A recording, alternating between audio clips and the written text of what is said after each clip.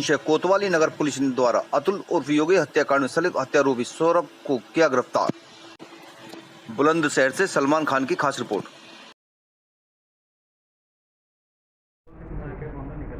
देखिए 25 जून की शाम को लगभग 6:30 बजे के बाद और 8 बजे के बीच में हत्या की एक घटना हुई थी, जिसमें अतुल उर्फ योगेश शर्मा नाम का एक व्यक्ति था, जो यामा एक शोरूम है उसमें पार्टनर के रूप में था।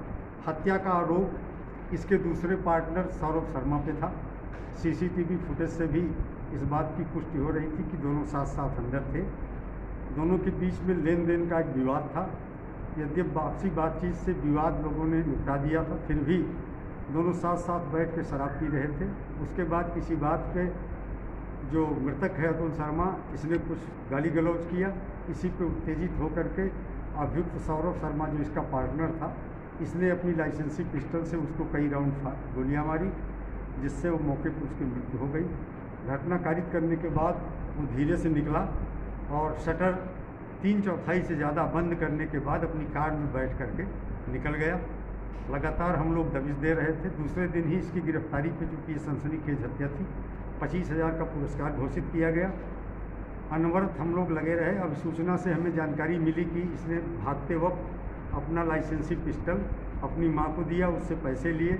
मां ने उस असलहे को, जो आला कत्ल के रूप में था, जिससे घटना कारित की गई थी, घर में छुपा दिया था। मां की निशानदेही पे आला कत्ल की बरामदगी की गई। मां को भी अभियुक्त बना के 201 IPC 216 IPC में और रिकवर्ड आला कत्ल के साथ जेल भेज दिया गया था। कल लगातार कई जनपदों में अनवरत दबिश देने के बाद अभियुक्त सौरभ शर्मा की कल गिरफ्तारी रात में की गई है और अब इसे जेल भेजा जा रहा है। बुलंदशहर थाना बीबीनगर पुलिस द्वारा रोबिन हत्याकांड व अमरीश उर्फ बादल हत्याकांड के मुख्य आरोपियों को किया गिरफ्तार। बुलंदशहर से सलमान खान की खास रिपोर्ट।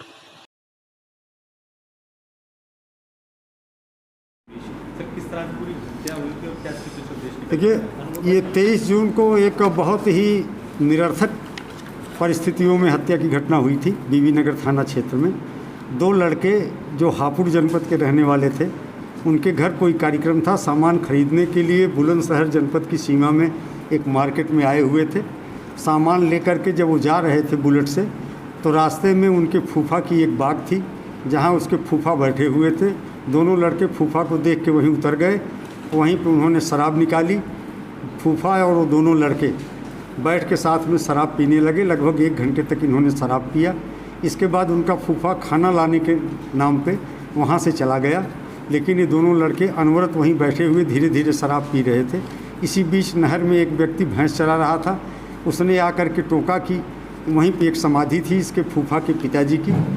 इस बात को टोका कि समाधि के बगल में बैठ के शराब क्यों पी रहे हो, वो पहचानता नहीं था। ये शराब के नशे में थे। इन्होंने उस पर शराब की बोतल से अटैक किया, जिससे वो चोटहिल हो गया। इसके बाद 200 मीटर दूर उसका घर था। भाग के अपने घर गया।